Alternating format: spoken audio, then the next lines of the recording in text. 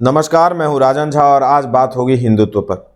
आज हिंदुत्व पर बात करना इसलिए ज़रूरी हो गया क्योंकि एक स्वयं घोषित इतिहासकार जो कि गलती से कहीं के प्रोफेसर भी हैं, जिनका नाम है रामचंद्र गुहा ने अपने मुख से अज्ञानता की विष्ठा की है। दरअसल करण थापर वामपंथी पोर्टल द वायर के लिए गुहा का इंटरव्यू कर रहे थे। इस दौरान गुहा हिंदुत्व पर अपनी बात रख रहे थे। इस इंटरव्यू का एक छोटा सा क्लिप सोशल मीडिया पर वायरल है, जिसमें अज्ञानी गुहा हिंदुत्व पर अपना अज्ञान झाड़ रहे हैं। वे अंग्रेजी में कहते सुने जा सकते हैं कि Hinduism is not a congregational faith. इसका अर्थ हुआ कि सनातन या हिंदुत्व कोई सामूहिक धर्म नहीं है। सनातन धर्म में बाइबल जैसी किताब नहीं है। हिंदुओं का कोई पवित्र शहर नहीं है जैसे मक्का। कोई ऐसी जगह नहीं जो वॉल ऑफ रियाद की तरह हो। हिंदू धर्म एक डिसएग्रीगेटेड यानी अलग अलग मान्यताओं वाला और डिसेंट्रलाइज्ड फेथ है, जहां लोग मंदिर में चाहे तो मंदिरों में या घरों में चाहे तो घरों में पूजा कर सकते हैं। क्या कहा जाए इस अज्ञानता पर। यही नहीं, वो आगे कह रहा है कि लोग चाहे तो लोकल गॉड की पूजा करें यानी स्थान देवता की, या चाहे तो अन्य देवी देवता की या अपने पितरों की इत्यादि इत्यादि। उसके अंग्रेजी में दिए गए इंटरव्यू का कुल मिलाकर मतलब इतना ही है। इससे यह तो स्पष्ट है कि गुहा को सनातन का स और हिंदुत्व का ह तक ज्ञात नहीं है। वह बस कुछ लोगों द्वारा थोपा और बना दिया गया विद्वान है, जिसमें इतिहास का तो ज्ञान नहीं ही है। गुहा को तो सबसे पहले स्वामी विवेकानंद जी द्वारा शिकागो में दिया गया स्पीच पढ़ना चाहिए, लेकिन वो नहीं पढ़ेगा। गुहा को वेदों का अध्ययन करना चाहिए जो ज्ञान का भंडार है, लेकिन वह यह भी नहीं पढ़ेगा, वह सिर्फ इनकी बुराई करेगा। गुहा को मालूम कि वेद 4 हैं और एक एक वेद के अंदर इतना ज्ञान है कि सैकड़ों बाइबल और कुरान इसमें समाकर हिचकोले खाते रहेंगे।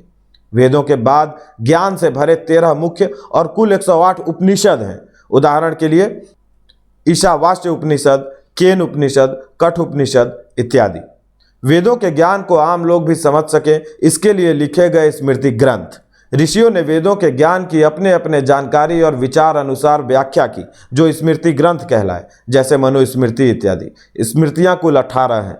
आप बस जोड़ते चलिए। ब्रह्म पुराण, पद्म पुराण, विष्णु पुराण, वायु पुराण, भगवत पुराण, नारद पुराण, मार्कंडेय पुराण, अग्नि पुराण जैसे कुल 18 पुराण हैं। रामायण और रामचरितमानस, महाभारत जैसे ग्रंथ हैं। अकेले 1 लाख से अधिक श्लोकों वाला महाभारत दुनिया का सबसे बड़ा धर्म ग्रंथ है। महाभारत का ही एक हिस्सा है श्रीमद् भागवत गीता। याद रखें, यह सिर्फ धर्म की बात हो रही है, अभी ज्योतिष और कर्मकांड को नहीं जोड़ रहे। इतने ही धर्म ग्रंथों को जोड़ा जाए तो 150 से ज़्यादा हो रहा है, लेकिन महान इतिहासकार को पता ही नहीं है। इससे पूछा जाना चाहिए, केदारनाथ, बद्रीनाथ और 4 धाम की यात्रा क्या है?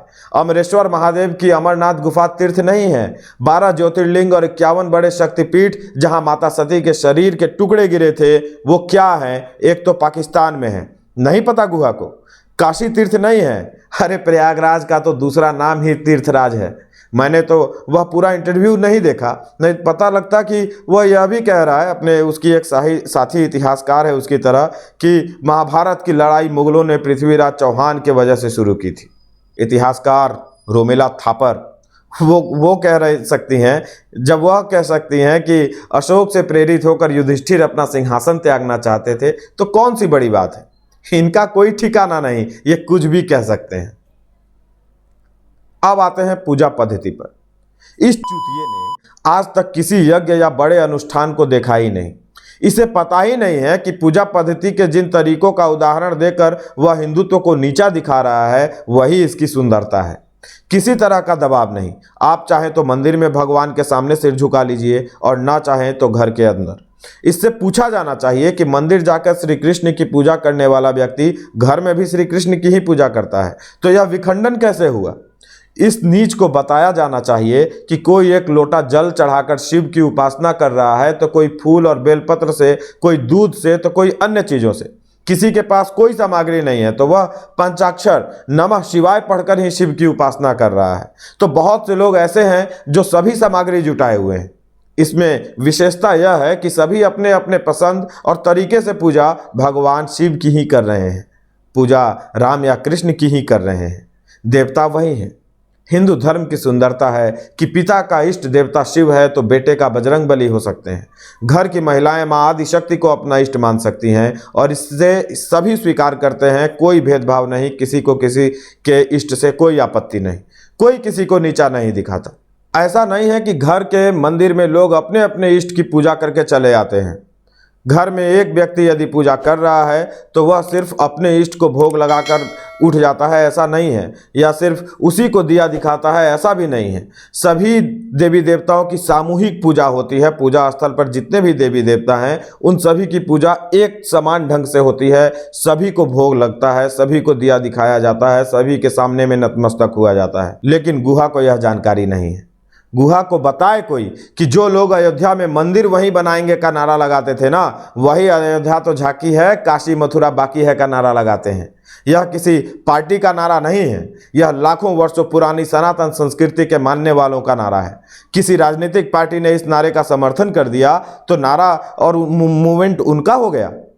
साल 1858 में हिंदू धर्म के हिस्से निहंग सिखों ने बाबरी मस्जिद पर कब्जा कर लिया था। तब तो कोई भाजपा नहीं थी, तो कौन लोग थे जो राम मंदिर की लड़ाई लड़ रहे थे? कैसी बिना सर पैर वाली बात है ये, वो भी स्वयं घोषित इतिहासकार द्वारा।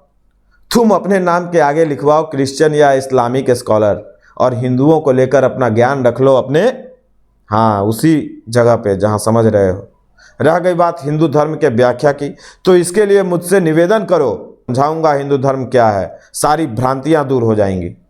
रामचंद्र गुहा को मेरी यह मुफ्त की सलाह मिले, धर्म एव हतो हंति धर्मो रक्षति रक्षिता तस्मात् धर्मो न हंतव्यो मानो धर्मो हतो अवधीत। गूगल करके पता करना इसका क्या अर्थ होता है। तो आज के लिए इतना ही, मिलेंगे एक अन्य वीडियो के साथ। वीडियो पसंद आ रहा हो तो लाइक कीजिए, दूसरों तक शेयर कीजिए, हमारे चैनल को सब्सक्राइब कर लीजिए। जुड़े रहने के लिए आपका बहुत बहुत धन्यवाद।